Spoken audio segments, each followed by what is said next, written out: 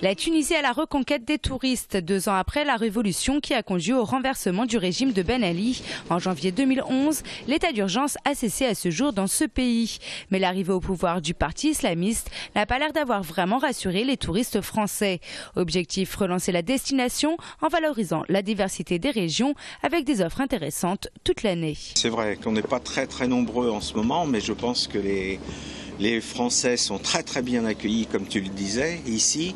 Et il faut que tout le monde revienne en vacances ici. Il ne faut pas en avoir peur, parce qu'il y a vraiment, c'est vrai qu'il y a un tout petit peu de...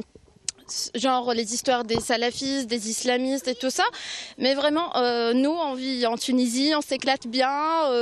Donc, il n'y a rien. Venez. Sur l'ensemble du pays, la fréquentation est passée de 7 millions de touristes en 2010 à 4,7 millions en 2011, dont 1 million de Français, soit une baisse de 40% avec une chute de 60% dans le sud du pays.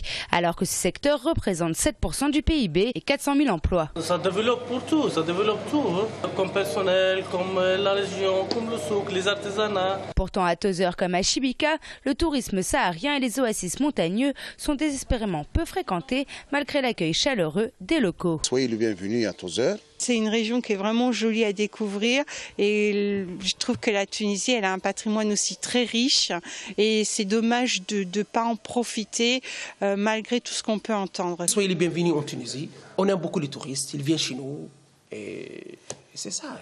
1300 km de côte, 856 hôtels, dont 50% sont des 4-5 étoiles, des excursions à la carte, tout ça à 1h50 de Toulouse avec la compagnie Tunisair qui propose des vols quotidiens depuis plus d'1 an entre 150 et 350 € aller-retour. Tout est donc réuni pour découvrir ce pays historiquement le plus avancé du monde arabe.